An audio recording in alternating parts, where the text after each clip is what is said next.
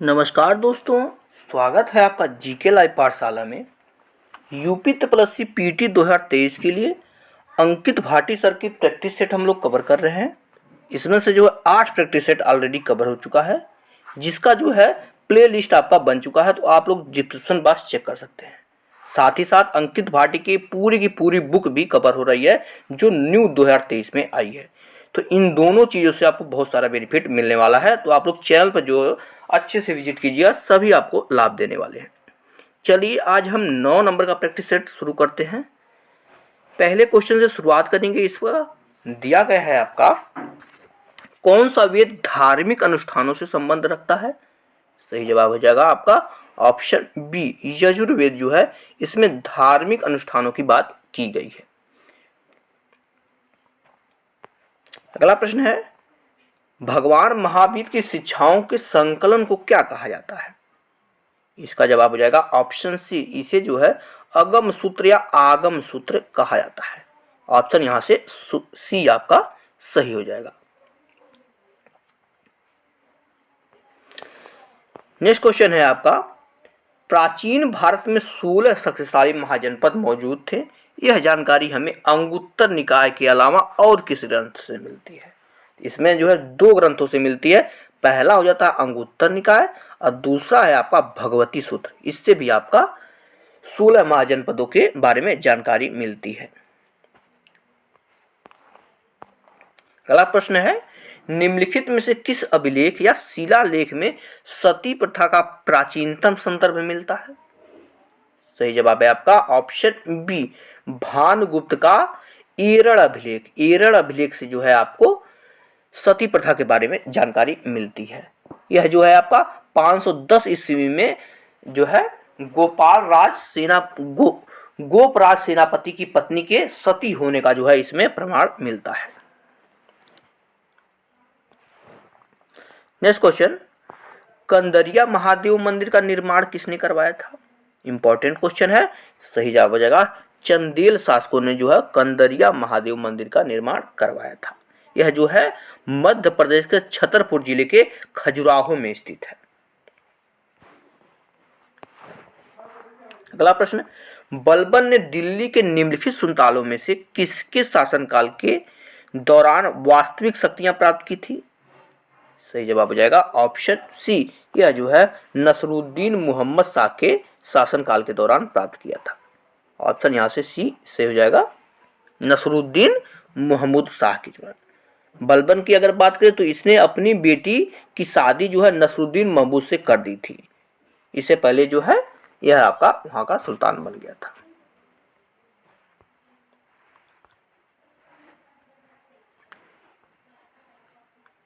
क्षमा कीजिएगा थोड़ी देर के लिए। हाँ, अगला प्रश्न देखते हैं 7 नंबर का। क्वेश्चन है आपका, अंग्रेजों ने स्वाली का युद्ध 1612 किसके विरुद्ध लड़ा था? 7वां क्वेश्चन है, तो इसके ऑप्शन जो है अगले पेज पर देखेंगे। सही जवाब हो जाएगा आपका इसका ऑप्शन नंबर डी, अंग्रेजों ने स्वाली का युद्ध जो है पुर्तगालियों के खिलाफ लड़ा था।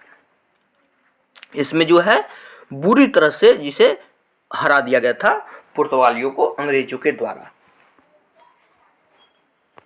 अगला प्रश्न है, गणेश महोत्सव का आरंभ किसने किया था?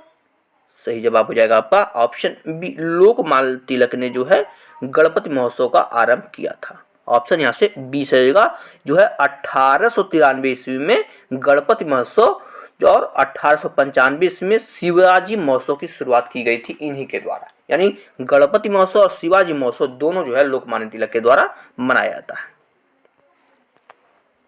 अगला प्रश्न है, सुभाष चंद्र बोस का जन्म कौन से वर्ष हुआ था? सही जवाब हो जाएगा 1897 में हुआ था सुभाष चंद्र बोस जी का जन्म। ऑप्शन यहां से आपका डी सही हो जाएगा। और इनका जन्म जो है 23 जनवरी 1857 को कटक में हुआ था। और इन्होंने सबसे इंपॉर्टेंट क्वेश्चन पूछा जाता है 1939 ईस्वी में फॉरवर्ड ब्लॉक की स्थापना की थी और 1941 ईस्वी में यह जर्मनी चले गए थे। और उन्होंने जो है 1943 ईस्वी में वहीं पर आजाद हिंद फौज की कमान संभाली थी। ये भी क्वेश्चन बार बार पूछा जाता है। अगला प्रश्न है, भारत सरकार अधिनियम 1935 के तहत अखिल भारतीय संघ में भारत के किन क्षेत्रों का सम्मिलित उनके नरेश की इच्छा पर निर्भर था?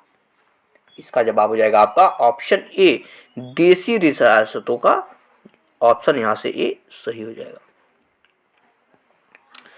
अगला प्रश्न है, 1 डिग्री अक्षांश लगभग कितने किलोमीटर के बराबर होता है? यह आपका ज्योग्राफी का इंपॉर्टेंट क्वेश्चन है। यह जो है आपका 1 डिग्री अक्षांश जो है लगभग 111 किलोमीटर के बराबर होता है।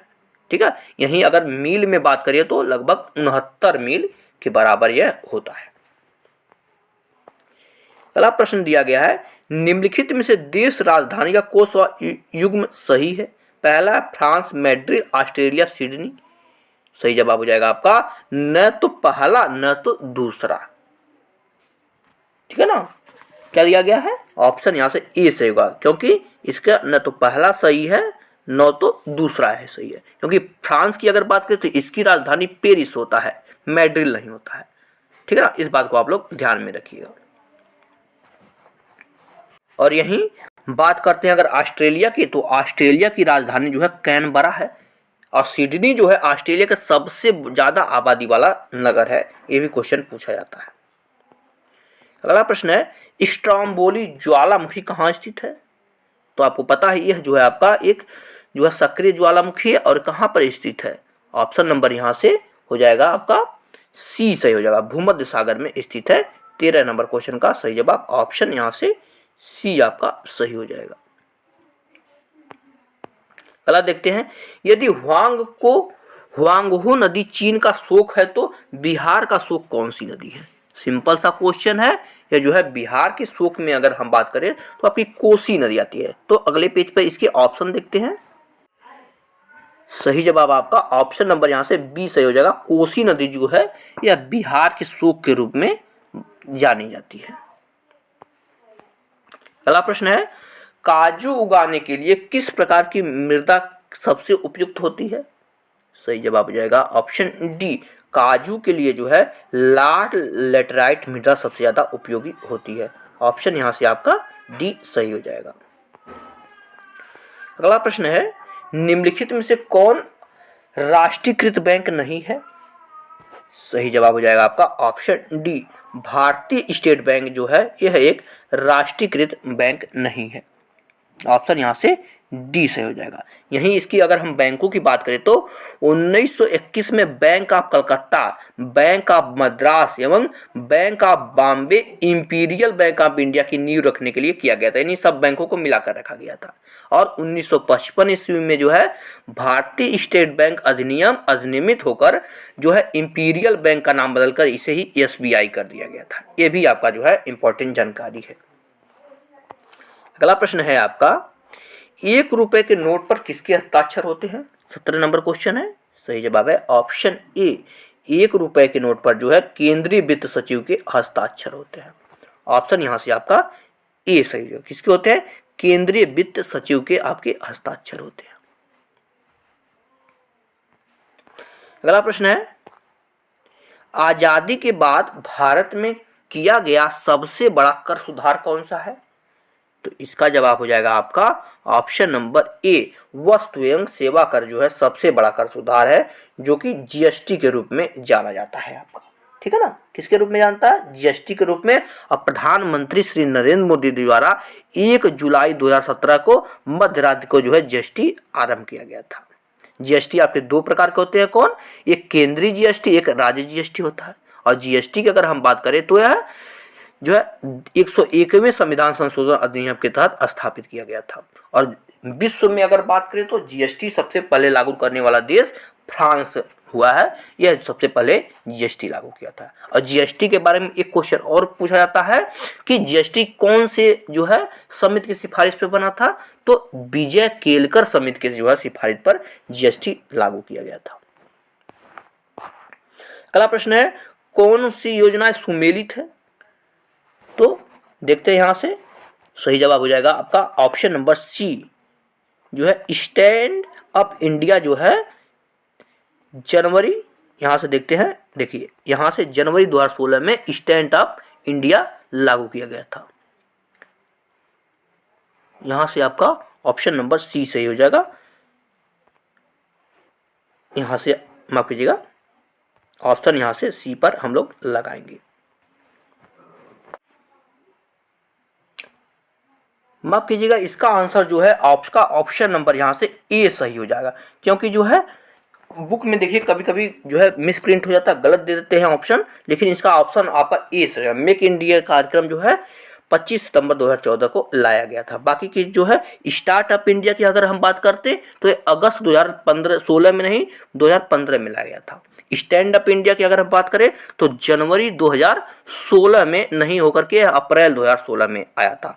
और राष्ट्रीय विनिर्माण नीति की अगर हम बात करें तो यह जो है 4 नवंबर 2011 में आया था। ये भी आपका जो है सही दिया गया है। इस तरह से जो है इस ऑप्शन में ज़्यादातर, हाँ देखिए यहाँ दिया गया है ऑप्शन नंबर यहाँ से सी सही हो जाएगा। यहाँ से आपका ऑप्शन यहाँ से सी सही हो जाएगा। आपका कौन सही है? बी सही है। पहला और चौथा दोनों सही हैं। तो पहला क्या है आपका? मेक इन इंडिया 25 सितंबर 2014 को लाया गया था, और चौथा है राष्ट्रीय विनिर्माण जो है 4 नवंबर 2011 को लाया गया था। तो पहला और चौथा दोनों सही है। ऑप्शन आपका यहाँ से बी सही हो जाएगा।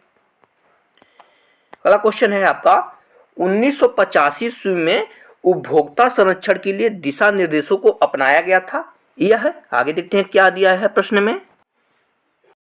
आगे दिया गया, यह राष्ट्रों के लिए उपभोक्ताओं और उपभोक्ता वकालत समूहों की सुरक्षा के उपायों को अपनाने का एक उपकरण था। तो इसका जवाब हो जाएगा आपका ऑप्शन नंबर यहाँ से बी से हो जाएगा। संयुक्त राष्ट्र संघ ने इसे अब लाया था। ऑप्शन यहाँ से बी सही है। अगला प्रश्न है आपका पंचायती राज से संबंधित निम्नलिखित समितियों के संबंध में अनुशंसाओं को सुमेलित कीजिए। ठीक है ना। तो इसे जो है थोड़ा छोटा करते हैं ताकि आपको अच्छे से इस क्वेश्चन को हम यहाँ से देख सके। ठीक है ना। पहला दिया गया है बलवंत राय मेहता समिति। तो यह जो है पंचायतों के त्रिस्तरीय ढांचे से संबंधित है। तो पहला का जो है हम लोग मिलाएंगे दूसरे से। दूसरा है अशोक मेहता समिति। तो अशोक मेहता समिति आपको पता है द्विस्तरीय पंचायती राज व्यवस्था की मांग किया था। उसके बाद ELL जो है ALM सिंघवी समिति की अगर हम बात करें तो यह जो है आपका पंचायती राज में संवैधानिक जो है दर्जा की बात करता है। तो यहाँ का जो है तीसरे का तीसरा से मिला देंगे। उसके बाद चौथा ऑप्शन में दिया गया है, 3 ही दिए गए हैं, सही जवाब हो जाएगा 3 ही ऑप्शन में दिया गया है। यहाँ से सही जवाब हो जाएगा आपका ऑप्शन नंबर यहाँ से सी से हो जाएगा। पहले का दूसरा से, दूसरे का पहला से, और तीसरे का जो है तीसरा से मिलाएंगे। ऑप्शन यहाँ से सी सही हो जाएगा। आगे देखते हैं 22 नंबर का क्वेश्चन दिया गया है आपका भारतीय संविधान की 8वीं अनुसूची में वर्तमान में कुल कितनी भाषाएं हैं? सही जवाब हो जाएगा ऑप्शन डी। इस समय जो है भारतीय जो है 8वीं अनुसूची में संविधान के कुल 22 भाषाएं दी गई हैं। अब 22 भाषाओं के बारे में अगर हम बात करें तो जो सरसरी नज़र से एक बार देख लेते हैं, इसमें से जो कौन सा है, असमिया है, बांग्ला है, गुजराती, हिंदी, कन्नड़, कश्मीरी, मलयालम, मराठी, उड़ीसी, पंजाबी, संस्कृत, सिंधी, तमिल, तेलुगु, उर्दू, कोंकणी, मणिपुरी, नेपाली, मैथिली, सांथली, डोगरी और बोडो। और देखिएगा पहली बार जो है अलग से जोड़ी गई थी कौन, मणिपुरी, नेपाली, मणिपुरी, कोंकणी, ये 3 भाषाएं एक साथ जोड़ी गई थी। और सबसे अंतिम में जो है मैथिली, सांथली, डोगरी और बोडो 4 भाषाएं सबसे अंतिम में जोड़ी गई थी। इस बात को भी आप लोग ध्यान में रखिएगा। अगला क्वेश्चन देखते हैं, दिया गया है नीति निर्देशक तत्वों के संदर्भ में निम्नलिखित कथनों पर विचार करना है। सही जवाब हो जाएगा आपका ऑप्शन नंबर यहाँ से डी सही हो जाएगा। कौन? पहला, दूसरा, तीसरा, तीनों के तीनों आपके सत्य हैं। पहला, दूसरा और तीसरा तीनों के सत्य हैं। देखिए पहले में क्या दिया गया है, संविधान के भाग 4 में नीति निर्देशक तत्वों का उल्लेख है, बिल्कुल सही है। यह अनुच्छेद 36 से लेकर 51 तक दिया गया है, बिल्कुल सही है। और भारतीय संविधान में इसे आयरलैंड के संविधान से लिया गया है, ये भी बिल्कुल सही है। तो सभी के सभी जो तीनों दिए गए हैं आपके सही दिए गए हैं। 24 नंबर का क्वेश्चन है, भारत के संविधान के किस अनुच्छेद द्वारा राष्ट्रपति को उच्च न्यायालय का कार्यकारी मुख्य न्यायाधीश नियुक्त करने की शक्ति दी गई है? अब इसका ऑप्शन अगले पेज पर देखेंगे। सही जवाब आपका आर्टिकल जो है 224 हो जाएगा, यानी अनुच्छेद 222 में कहा गया है। अगला प्रश्न है, वित्त आयोग एक निकाय है, तो वित्त आयोग कौन सा निकाय, क्या संवैधानिक निकाय है, अर्ध संवैधानिक निकाय है या गैर संवैधानिक निकाय है? सही जवाब हो जाएगा आपका ऑप्शन बी, यह जो है अर्ध न्यायिक व सलाहकारी जो है निकाय है वित्त आयोग। ऑप्शन यहाँ से आपका बी सही हो जाएगा।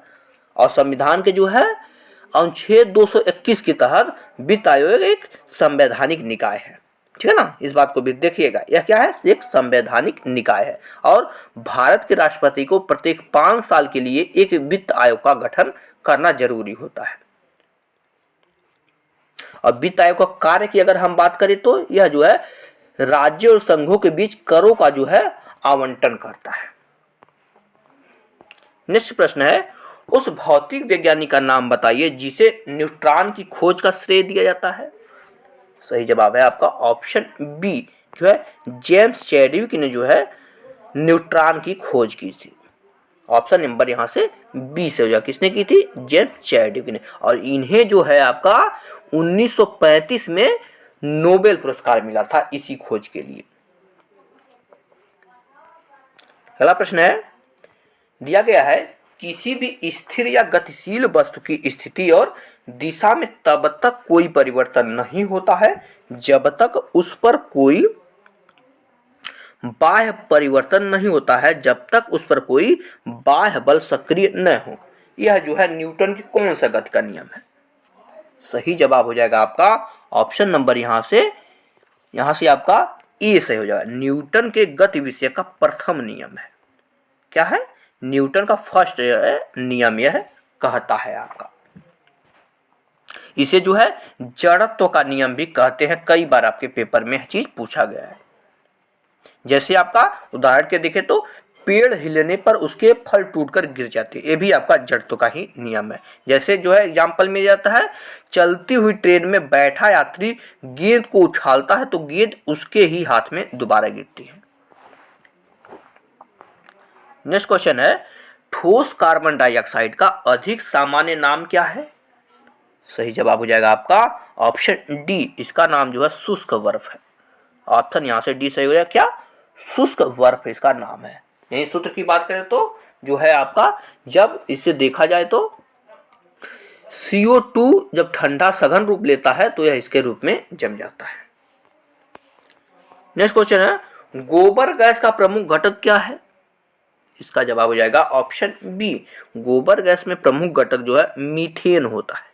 ऑप्शन यहाँ से बी से होगा, क्या, मीथेन। बार बार यह क्वेश्चन पूछा जाता है। मीथेन की अगर हम बात करें तो यह रंगहीन गंधहीन यह गैस होता है। और इसका रासायनिक सूत्र देखें तो CH4 होता है, यह भी पेपर में बार बार पूछा जाता है। अगला प्रश्न है, निम्नलिखित में से किसको कोशिका का पावर प्लांट भी कहा जाता है? सही जवाब है ऑप्शन बी, माइटोकॉन्ड्रिया को जो है कोशिका का पावर प्लांट भी कहा जाता है। यहाँ से आपका ऑप्शन यहाँ से बी सही हो जाएगा। माइटोकॉन्ड्रिया की अगर हम बात करें तो इसकी खोज जो है अल्टमैन ने की थी और यह जो है कोशिका द्रव्य में पाए जाने वाली एक महत्वपूर्ण संरचना है। मैथ को स्किप करेंगे, आएंगे हम लोग हिंदी के सेक्शन पर। अगला प्रश्न है आपका, निम्नलिखित में से कौन सा शब्द स्त्रीलिंग नहीं है? इसका जवाब हो जाएगा ऑप्शन डी, दर्द जो है यह स्त्रीलिंग नहीं है, ठीक है ना। ऑप्शन नंबर यहाँ से डी से हो जाएगा, दर्द।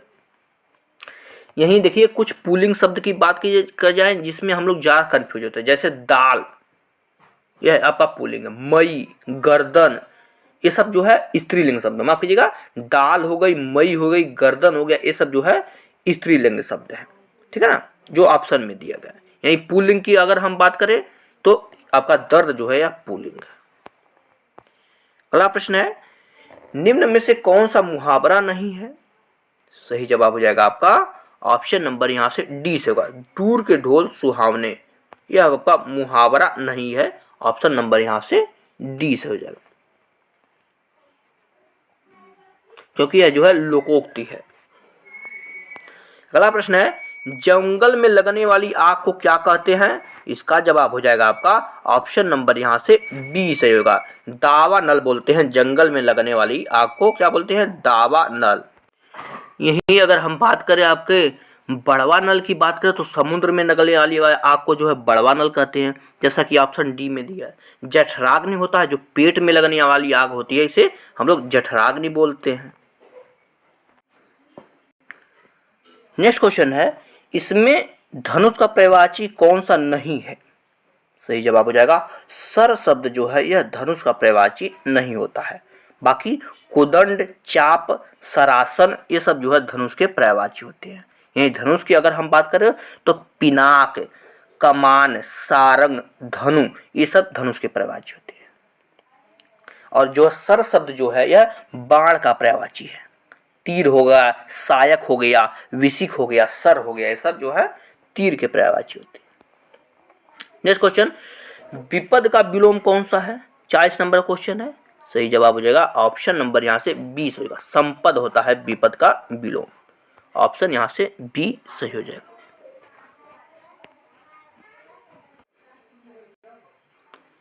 देखते हैं यहाँ से 51 नंबर का प्रश्न दिया गया है, भारत की राष्ट्रपति द्रौपदी मुर्मू ने 15 अगस्त 2023 को यानी स्वतंत्रता दिवस के अवसर पर, आगे देखते हैं प्रश्न में क्या दिया गया है। प्लीज तब तक एक बार वीडियो को आप लोग लाइक जरूर करते रहिए, चैनल को आप लोग सब्सक्राइब करिएगा। दिया गया है आपका 15 अगस्त जो है 2023 के अवसर पर सशस्त्र बलों और केंद्रीय सशस्त्र पुलिस बलों के कर्मियों के लिए कितने वीरता पुरस्कार को अपनी मंजूरी प्रदान की है? सही जवाब हो जाएगा ऑप्शन सी, कुल 76 पुरस्कार दिए जाएंगे। ऑप्शन यहाँ से सी सही हो जाएगा। अगला प्रश्न है, भारतीय अंतरिक्ष अनुसंधान संस्थान इसरो द्वारा सूर्य का अध्ययन करने के लिए किस मिशन को लॉन्च किया गया? इसका जवाब हो जाएगा आपका ऑप्शन ए, आदित्य L1 को लॉन्च किया गया। क्या आदित्य L1? अगला प्रश्न, भारत सरकार द्वारा किस वर्ष तक तपेदिक रोग यानी टीबी को खत्म करने का लक्ष्य निर्धारित किया गया है? सही जवाब है आपका ऑप्शन ए, 2025 तक जो है टीबी को खत्म करने का लक्ष्य निर्धारित किया गया है, 2025 तक। अगला प्रश्न, आर्थिक समीक्षा 2022-23 के अनुसार वित्तीय वर्ष 2023-24 में भारत की जीडीपी कितने प्रतिशत रहने का अनुमान है? सही जवाब हो जाएगा आपका ऑप्शन नंबर बी, 6 से लेकर 6.8% होने का अनुमान है। ऑप्शन यहाँ से बी सही हो जाएगा। नेक्स्ट क्वेश्चन, निम्नलिखित में से किस राज्य सरकार ने डॉक्टरों की कमी को दूर करने हेतु सरकारी डॉक्टरों की सेवानिवृत्ति आयु को 62 वर्ष से बढ़ाकर 65 वर्ष कर दी है? इसका जवाब हो जाएगा आपका ऑप्शन डी, यह जो है उत्तर प्रदेश की सरकार ने ऐसा किया है। उत्तर प्रदेश में जो है डॉक्टरों के रिटायर होने की आयु 62 वर्ष थी, अब बढ़ाकर 65 वर्ष कर दी गई। अगला प्रश्न, प्रत्येक वर्ष 28 जुलाई को विश्व हेपेटाइटिस दिवस मनाया जाता है। इस वर्ष 2023 में इसकी थीम क्या थी? जवाब हो जाएगा जो है वन लाइफ वन लीवर। क्या है? वन लाइफ वन लेबर विश्व हेपेटाइटिस दिवस की थीम है। अगला प्रश्न, किस देश में प्रथम बार एक शाकाहारी डायनासोर प्रजाति कोनकोगेन नैनोई के अवशेष जो है प्राप्त हुए? सही जवाब है ऑप्शन सी, चिली में प्राप्त हुए हैं। कहाँ प्राप्त हुए हैं? चिली में। नेक्स्ट क्वेश्चन, जून 2023 में प्रथम खेलो इंडिया जनजातीय खेल महोत्सव का आयोजन किस शहर में हुआ? सही जवाब हो जाएगा आपका ऑप्शन नंबर यहाँ से सी से होगा, भुवनेश्वर उड़ीसा में हुआ। कहाँ हुआ? भुवनेश्वर उड़ीसा में। अगले पेज पर आएंगे अब। अगला प्रश्न, जुलाई 2023 में किसकी नियुक्ति जलवायु परिवर्तन पर अंतर सरकारी पैनल IPCC के अध्यक्ष पद पर हुई है? इसका जवाब हो जाएगा ऑप्शन ई, यह जो है आपका जेम्स फर्ग्यूसन, जिम क्यांग की नियुक्ति हुई है, इन दोनों की। ऑप्शन यहाँ से ए सही हो जाएगा। नेक्स्ट क्वेश्चन, किस राज्य को आथूर पान के पत्तों के लिए हाल ही में GI टैग प्रदान किया गया है? इसका जवाब हो जाएगा आपका ऑप्शन बी, तमिलनाडु को यह GI टैग मिला है। ऑप्शन यहाँ से आपका बी सही हो जाएगा। किसे? तमिलनाडु को मिला गया है। नेक्स्ट क्वेश्चन देखते हैं, निम्नलिखित में से किस तिथि को अंतर्राष्ट्रीय बाघ दिवस मनाया जाता है? सही जवाब हो जाएगा ऑप्शन डी, 29 जुलाई को जो है अंतर्राष्ट्रीय बाघ दिवस मनाया जाता है। आपका यहां से ऑप्शन डी सही हो जाएगा। और इसकी अगर हम बात करें तो पहली बार अंतर्राष्ट्रीय बाघ दिवस जो है 29 जुलाई 2010 को मनाया गया था। यहीं आपका ऑप्शन में 12 मई दिया गया है, तो 12 मई को अंतर्राष्ट्रीय नर्स दिवस मनाया जाता है। ठीक है ना, इस बात को ध्यान में रखिएगा। 10 जनवरी दिया गया है, तो 10 जनवरी को विश्व हिंदी दिवस मनाया जाता है। इस बात को भी आप लोग ध्यान में रखेंगे। अगला प्रश्न देखते हैं, नॉर्मन बोरलॉग पुरस्कार किस क्षेत्र में प्रदान किया जाता है? सही जवाब हो जाएगा ऑप्शन ए, नॉर्मन बोरलॉग जो है एक कृषि वैज्ञानिक थे, तो यह जो है कृषि क्षेत्र में दिया जाता है यह पुरस्कार। और इस पुरस्कार की स्थापना जो है 1972 में की गई थी। यही साहित्य दिया गया है, तो साहित्य के लिए सबसे फेमस पुरस्कार जो है ज्ञानपीठ पुरस्कार है, जो साहित्य के लिए दिया जाता है। खेल कूद की बात की जाती है, तो खेल कूद में जो है आपका सबसे फेमस पुरस्कार आपका मेजर ध्यानचंद खेल रत्न पुरस्कार इसमें दिया जाता है। अगला प्रश्न है, प्रसिद्ध छोटा इमामबाड़ा कहां पर स्थित है?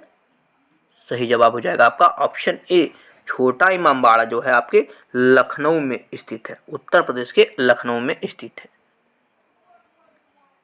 और इसका निर्माण जो है 1868 में मोहम्मद अली साहब ने करवाया था।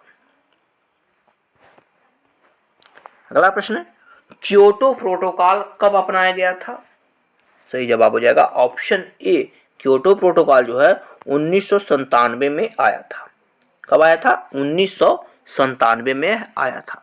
यह जो है आपका ग्लोबल वार्मिंग के कारण होने वाली जलवायु परिवर्तन के रोकने के लिए यह आया था। और यह जो है 11 दिसंबर 1997 में अपनाया गया था, और जो है सन 2005 में जो है प्रभाव में आया था।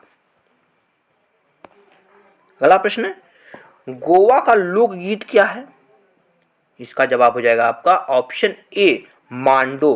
गोवा का लोकगीत क्या है? मांडो गीत जो है यह गोवा का लोकगीत है। यहीं हम बात करें तो कुछ लोकगीत की, तो राजस्थान की अगर हम बात करते तो यहाँ पर जो है गड़सौर, घूमर, छरी किया जाता है। बिहार देखा जाए तो चकवा दिया गया है ना ऑप्शन में, तो चकवा जो है बिहार का लोक नृत्य है। बिहार में जो है सामा चकवा, जाट जटिन, कजारी, विदेशिया, ये सब जो है बिहार में होता है। लूर दिया गया ऑप्शन में, तो लूर जो है आपका हरियाणा का लोक नृत्य है। नेक्स्ट क्वेश्चन, प्योंगयांग निम्नलिखित देशों में से किसकी राजधानी है? सही जवाब हो जाएगा आपका ऑप्शन बी, उत्तर कोरिया की राजधानी है आपका प्योंगयांग। ऑप्शन यहां से बी सही हो जाएगा।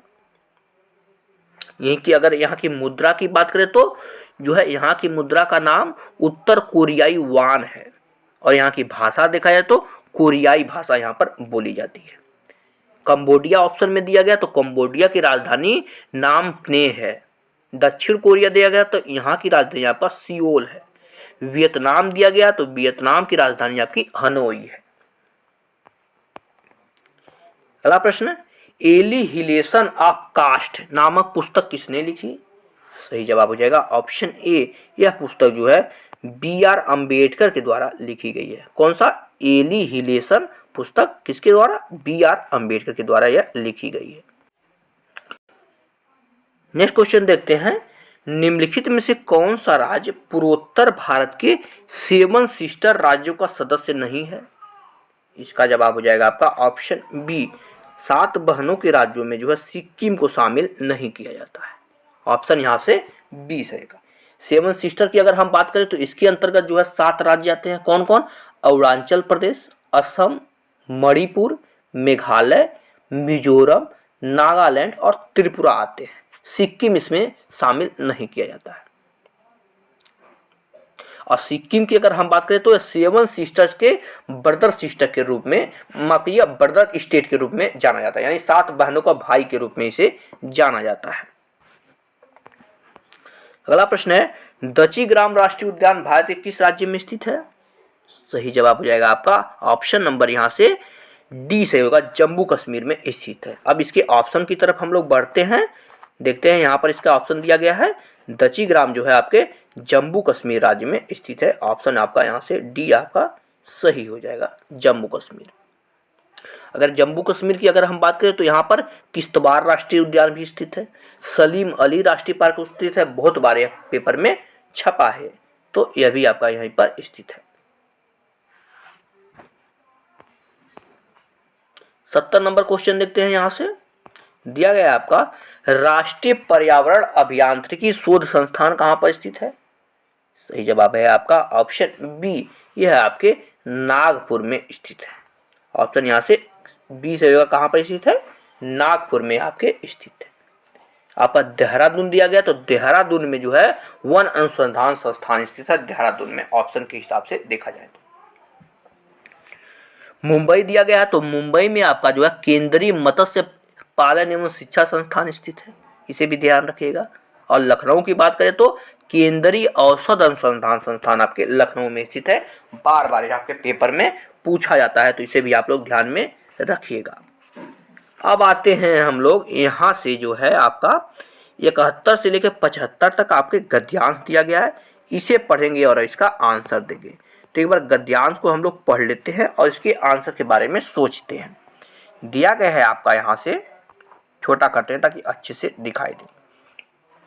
मेरे मकान के आगे चौराहे पर, ढाबे के आगे फुटपाथ पर खाना खाने वाले लोग बैठते हैं। ये रिक्शे वाले, मजदूर, फेरी वाले, कबाड़ी वाले, आना जाना लगा ही रहता है। लोग कहते हैं आपको बुरा नहीं लगता, लोग सड़क पर गंदगी फैला रहे हैं और आप इन्हें बर्दाश्त कर रहे हैं। इसके कारण पूरे मोहल्ले की आबो हवा खराब हो रही है। मैं उनकी बातों को हल्के में ही लेता हूँ। मुझे पता है कि यहाँ जो लोग जुड़ते हैं वे गरीब लोग हैं और अपने काम धाम के बीच रोटी खाने चले जाते हैं और खाकर चले जाते हैं। ये आम तौर पर बिहार से आए गरीब ईमानदार लोग हैं जो हमारे इस परिसर के अस्थायी सदस्य हो गए हैं। ये उन अशिष्ट अमीरों से भिन्न है जो साधारण सी बात पर भी हंगामा खड़ा कर देते हैं। लोगों के पास पैसा तो आ गया है पर धनी होने का स्वर नहीं आया। अधजल गगरी छलकत जाए की तर्ज पर इन्हें दिखावा की भावना उबाला खाती है। असल में यह ढाबा हमें भी अपने माहौल से जोड़ता है। मैं लेखक हूँ तो क्या हुआ, गांव के एक सामान्य घर से आया हुआ व्यक्ति हूँ। बचपन में गांव घरों के गरीबी देखी है और भोगी भी है। खेतों की मिट्टियों में रमा हूँ, वह मुझ में रमी है। आज भी उस मिट्टी को झाड़ झूड़ कर भी भले ही शहरी बनने का कोशिश कर रहा हूँ, बन नहीं पा रहा हूँ। वह मिट्टी की बाहर से चाहे कोई भी दिखाई दे, अपनी महक और रसमयता से वह मेरे भीतर बसी हुई है। इसलिए मुझे मिट्टी से जुड़े तमाम लोग भाते हैं। इस दुनिया में कहा सुनी होती है, हाथापाई भी हो जाती है, लेकिन कोई किसी के प्रति गांठ नहीं बांधता है। दूसरे तीसरे ही दिन परस्पर हंसते बतियाते और एक दूसरे के दुख दर्द में शामिल होते दिखाई पड़ते हैं। ये सभी कभी न कभी एक दूसरे से लड़ चुके हैं, लेकिन कभी प्रतीत नहीं होता है कि ये लड़ चुके हैं। कल के गुस्से को अगले दिन धूल की तरह झाड़कर फेंक देते हैं। यह आपका गद्यांश है। अब इस पर प्रश्न कैसे बनते हैं? 71 नंबर का प्रश्न है, इस दुनिया में कहा सुनी होती है, इस दुनिया का संकेत किससे है? सही जवाब हो जाएगा गांव से शहर आए गरीबों से है। ऑप्शन आपका यहाँ से ए सही हो जाएगा, जैसा कि गद्यांश में दिया गया है। अगला क्वेश्चन, प्रस्तुत गद्यांश साहित्य की किस विधा के अंतर्गत आएगा? सही जवाब है ऑप्शन सी, यह जो है आपका संस्मरण जो है विधा के अंतर्गत आएगा, संस्मरण। नेक्स्ट क्वेश्चन, साधारण बात पर भी हंगामा कौन खड़ा कर देता है? इसका जवाब है ऑप्शन डी, अमीर किंतु असभ्य लोग जो है साधारण सी बात पर हंगामा खड़ा कर देते हैं। अगला क्वेश्चन, लेखक लोगों की शिकायतों को हल्के में लेता है क्योंकि? इसका जवाब हो जाएगा आपका ऑप्शन डी, क्योंकि जो है वह जुटने वाले लोग जो है गरीब और ईमानदार हैं, इसलिए जो है उनकी बातों को यह हल्के में लेता है और इन पर कोई कार्रवाई नहीं करता है। अगला क्वेश्चन, लोग लेखक से क्यों पूछते हैं कि क्या आपको बुरा नहीं लगता? इसका जवाब हो जाएगा ऑप्शन ई, वो लोग आसपास गंदगी बिखेरते हैं, इसलिए लोग लेखक से पूछते हैं। ऑप्शन यहाँ से ए सही हो जाएगा। अब दूसरे गद्यांश की तरफ बढ़ते हैं। यहाँ से 76 से लेकर 80 तक का क्वेश्चन दिया गया है, तो इसे भी एक बार पढ़ते हैं। दिया गया है आपका, विद्यार्थी जीवन को मानव जीवन की रीढ़ की हड्डी कहें तो कोई अतिशयोक्ति नहीं होगी। विद्यार्थी काल में बालक में जो संस्कार पड़ जाते हैं, जीवन भर वही संस्कार अमिट रहते हैं, इसलिए यही काल आधारशिला कहा गया है। यदि यह नींव दृढ़ बन जाती है तो जीवन सुदृढ़ और सुखी बन जाता है। यदि इस काल में बालक कष्ट सहन कर लेता है तो उसका स्वास्थ्य सुंदर बनता है। यदि मन लगाकर अध्ययन कर लेता है तो उसे ज्ञान मिलता है, उसकी मानसिकता विकास होती है, और जिस वृक्ष को प्रारंभ से सुंदर सिंचित और खाद मिल जाता है वही पुष्पित और फलवरित, आगे देखते हैं, वही पुष्पित और फलवित होकर संसार को सौरभ देने लगता है। इसी प्रकार विद्यार्थी काल में जो बालक श्रम, अनुशासन, समय एवं नियम के सांचे में ढल जाता है वह आदर्श विद्यार्थी बनकर सभ्य नागरिक बन जाता है। सभ्य नागरिक के लिए जिन जिन गुणों की आवश्यकता है उन गुणों के लिए विद्यार्थी काल ही तो सुंदर पाठशाला है। यहाँ पर अपने साथियों के बीच रहकर वे सभी गुणों का आना जाना आवश्यक है जिनके की विद्यार्थी को अपने जीवन में आवश्यकता होती है। यह आपका गद्यांश है। इसके क्वेश्चन भी देख लेते हैं। दिया गया है आपका, संसार को सौरभ देने का अर्थ क्या है? इसका जवाब हो जाएगा ऑप्शन बी, संसार को जो है बेहतर बनाना।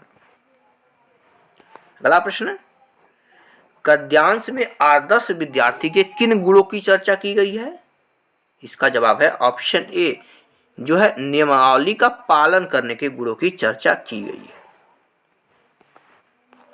अगला प्रश्न है, गद्यांश के आधार पर कहा जा सकता है कि, क्या कहा जा सकता है? इसके आधार पर जो है विद्यार्थी जीवन में व्यक्ति को अनेक गुणों को धारण कर लेता है, यही कहने का उसका अर्थ है। अगला प्रश्न, गद्यांश में वृक्ष किसे कहा गया है? सही जवाब हो जाएगा ऑप्शन बी, विद्यार्थी को जो है वृक्ष कहा गया है। अगला प्रश्न, मानव जीवन की रीढ़ की हड्डी विद्यार्थी जीवन के क्यों माना जाता है?